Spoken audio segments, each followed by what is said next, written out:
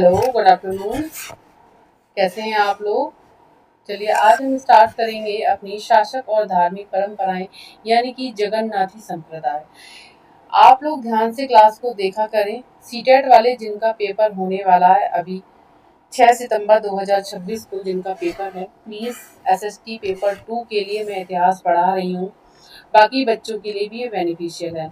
शासक और धार्मिक परंपराएं जगन्नाथी संप्रदाय। तो जगन्नाथी संप्रदाय क्या था, यहाँ से काफी क्वेश्चन बनते हैं, चाहे वो सीटेट हो, चाहे यूजीसी नेट हो या अदर एग्जाम्स हो।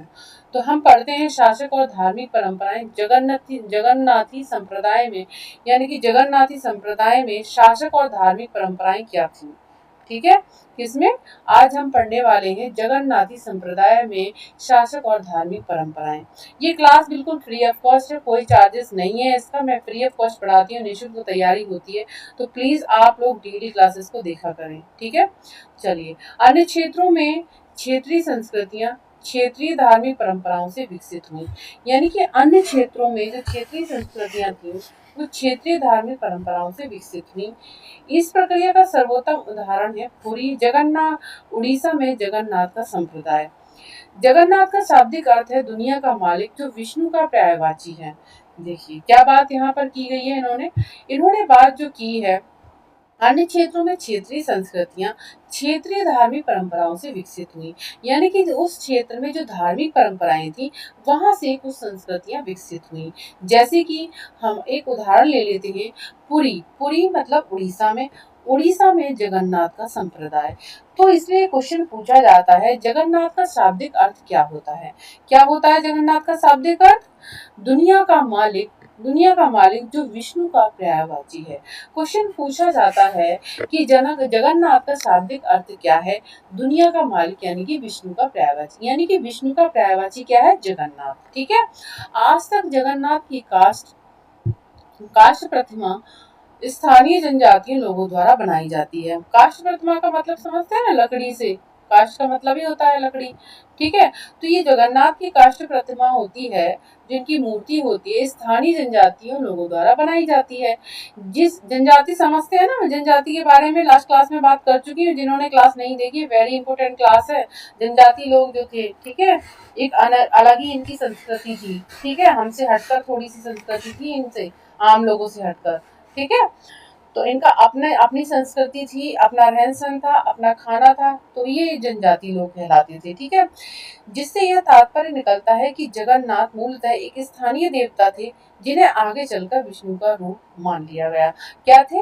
यानी कि ये जो प्रतिमाएं थी जगन्नाथ की, ये जनजाति लोगों द्वारा बनाई जाती थी।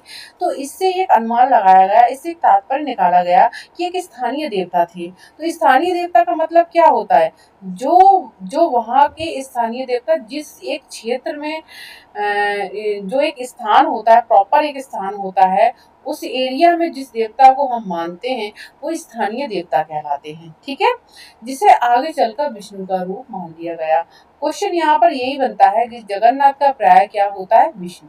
विष्णु का पर्याय क्या होता है? जगन्नाथ। राइट, चलिए अब आगे देखते हैं। यहाँ पर कुछ और यहाँ पर दिया गया है, देखिए चित्र 2 में। देखिए चित्र 2 है, जो चित्र 2 में मैं दिखाती हूँ। ये देखिए जगन्नाथ दिख रहे हैं ना, ये देखो, ये जगन्नाथ की मूर्तियां किस तरीके से बनाई गई हैं। देखिए ना, आप सभी को पता होगा, नॉर्मल है ये तो बात। बाल भद्र, सुभद्रा और जगन्नाथ की लघु मूर्तियां तालपत्र की पांडुलिपि पर उड़ीसा, यानी कि जो मूर्तियां जो दिखाई गई है ना, ये पांडुलिपि पर बनाई गई है। पांडुलिपि मैन्युस्क्रिप्ट हाथ से निकला, जो हाथ से बनाई जाती थी। इसके बारे में मैं आपको पढ़ा चुकी है। पांडुलिपि के बारे में भी मैं आपको पढ़ा चुकी हूँ, डिटेलिंग कर चुकी हूँ अच्छे से। और जिसने भी क्लास नहीं देखी, वहां से काफी क्वेश्चंस बनते हैं। लैटिन शब्द मैन्युस्क्रिप्ट से पांडुलिपि निकला है, जिसका अर्थ होता है हाथ से निकला, यानी कि हाथ से बनाना। ठीक है, तो ये जो पांडुलिपियां बनाई गई थी, तालपत्र की पांडुलिपियां हैं, जिस पर बालभद्र, सुभद्रा और जगन्नाथ की लघु मूर्तियां हैं। तीनों की हैं, बालभद्र, सुभद्रा और जगन्नाथ। बालभद्र, सुभद्रा और जगन्नाथ की मूर्तियां हैं। ठीक है, चलिए। 12वीं शताब्दी में गंग वंश के एक अत्यंत प्रतापी राजा अनंत वर्मन ने पुरी में पुरुषोत्तम जगन्नाथ के लिए एक मंदिर बनवाने का निश्चय किया। किसने किया? अब भाई मंदिर, ठीक है, जनजातियों के द्वारा ये बनाई जाती थी, ये प्रतिमाएं बनाई जाती थी। उनकी स्थानीय देवता थे, है ना। ये लोग क्या मानते थे? विष्णु का रूप मानते थे इनको। ठीक है, चलो ठीक है।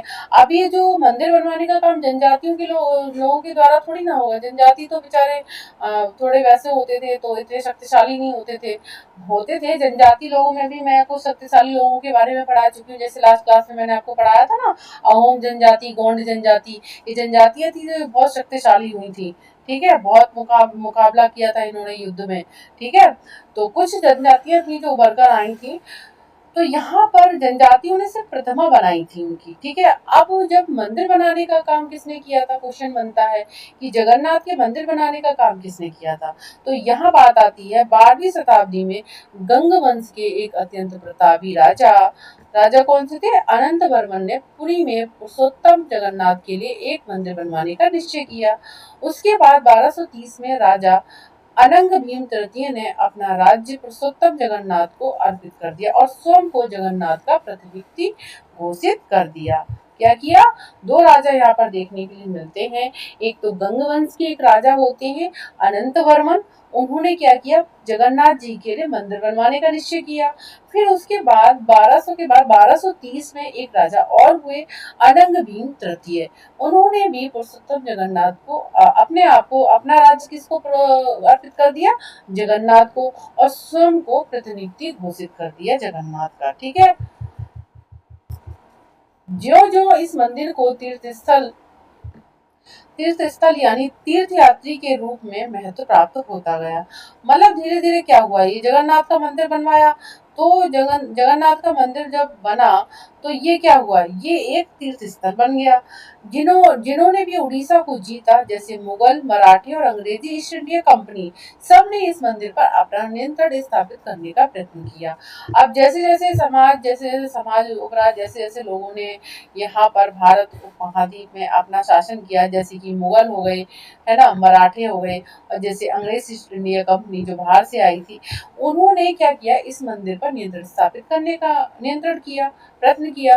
वे सब ये महसूस करते थे कि मंदिर पर नियंत्रण प्राप्त करने से स्थानीय जनता में उनका शासन स्वीकार्य हो जाएगा। कहने का मतलब था, नियंत्रण स्थापित करने का मतलब ये था कि जो मंदिर था ना, उनकी क्या थी, शान थी, किसकी, जनजाति लोगों की। जो जनजाति लोग प्रतिमा बनाते थे ना, और जो वहाँ के आम लोग थे, स्थानीय लोग थे, वो इनकी शान थे।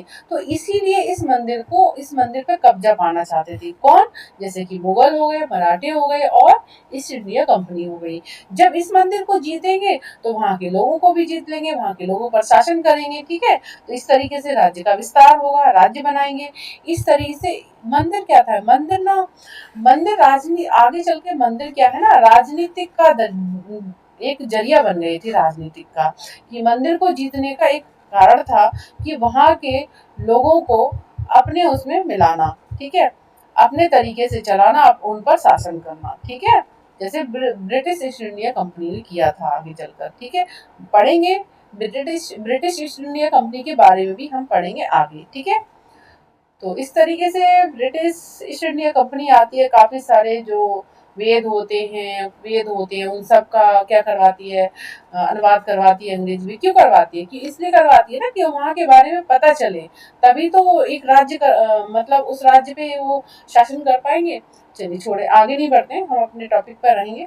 चलिए, तो यहाँ पर हम थोड़ा सा और पढ़ लेते हैं, अभी थोड़ा और समझा देती हूँ मैं। हमने बात की जगन्नाथ संप्रदाय की, तो जगन्नाथ संप्रदाय में क्या, जगन्नाथ संप्रदाय कहाँ देखने को मिला, पूरी उड़ीसा में। ध्यान रखिए, पहला क्वेश्चन, जगन्नाथ का संप्रदाय कहाँ, उड़ीसा में। ठीक है, पुरी में।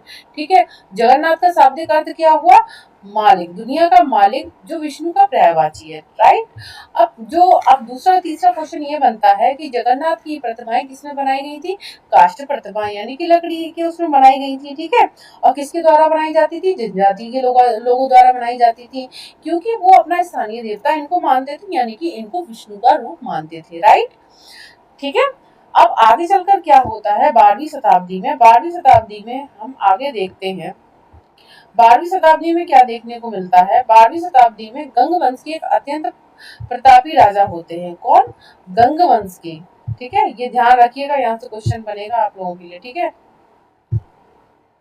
चलिए, गंग वंश के एक प्रतापी राजा होते हैं, उनका नाम होता है अनंत वर्मन। तो अनंत वर्मन ने क्या किया, जगन्नाथ के लिए एक मंदिर बनवाने का फैसला लिया, एक निश्चय किया। थोड़े दिन के बाद 1230 में एक राजा और हुए, अनंग भीम तृतीय। उन्होंने भी क्या किया, पुरुषोत्तम जगन्नाथ को अपना राज्य स्थापित किया और अपना प्रतिनिधि घोषित किया। ठीक है, तो दो राजा यहाँ देखने को मिले, गंग वंश के प्रतापी राजा अनंत वर्मन, दूसरे अनंग भीम तृतीय। क्वेश्चन यहाँ से बन जाएगा। ठीक है, तो ध्यान से सुनिएगा। ठीक है, तो प्लीज क्लास को आप लोग शेयर करते रहें, लाइक भी करते रहें। चैनल को लाइक शेयर सब्सक्राइब नहीं करते हैं, मुझे मोटिवेशन नहीं मिलता है। मैं आपको कितना मोटिवेशन देती हूँ। देखो, आप अच्छे से पढ़ाई करेंगे तो आपके नंबर भी अच्छे से आएंगे। ठीक है, और क्या होता है विद्या बांटने से क्या होती है, और ज्यादा मिलती है। तो जितना आप इसको शेयर करेंगे उतने ही आपका भी कॉन्फिडेंस उतना बढ़ेगा, और उतना ही मैं आप लोगों के लिए क्लास अच्छी लेकर आऊंगी। मोटिवेशन मिलेगा कि हाँ, मेरे बच्चे पढ़ रहे हैं, मेरे बच्चे पढ़ रहे हैं, क्लास सब्सक्राइब कर रहे हैं, शेयर कर रहे हैं, लाइक कर रहे हैं, तो मैं और भी अच्छा कर पाऊंगी आपके लिए। निःशुल्क तैयारी है, कोई चार्जेस नहीं है। ठीक है, तो आराम से आप लोग पढ़ते रहें, टेंशन ना लें। ठीक है, बस आप इतना कर पाए, इस लर्निंग हिस्ट्री एकेडमी को जितना हो सके आप लोग शेयर करते रहें। ठीक है, चलिए, तो हमने ये अभी जगन्नाथ संप्रदाय की पढ़ा, और नेक्स्ट क्लास में हम पढ़ेंगे राजपूत और सूरवीरता की परंपराएं। राजपूत और सूरवीरता की परंपराएं क्या थी, ये हम पढ़ेंगे लास्ट क्लास में। तो मैं थोड़ा ही पढ़ाऊंगी, इसको ही आप 2 से 3 बार देखिए, इसी क्लास को। ये थोड़ा सा जो मैंने पढ़ाया है ना, थोड़ा नहीं है, यहाँ से कई क्वेश्चन आपके लिए बनेंगे, और मैं बता चुकी हूँ कि क्वेश्चन आपके कैसे बनेंगे यहाँ से। ठीक है, तो आप लोग प्लीज ध्यान से आप क्लास को करते रहें, और प्लीज लाइक शेयर और सब्सक्राइब भी करते रहें। तो मिलते हैं कल इसी समय हम लर्निंग हिस्ट्री एकेडमी चैनल पर। Thank you for watching this class. Bye bye, take care.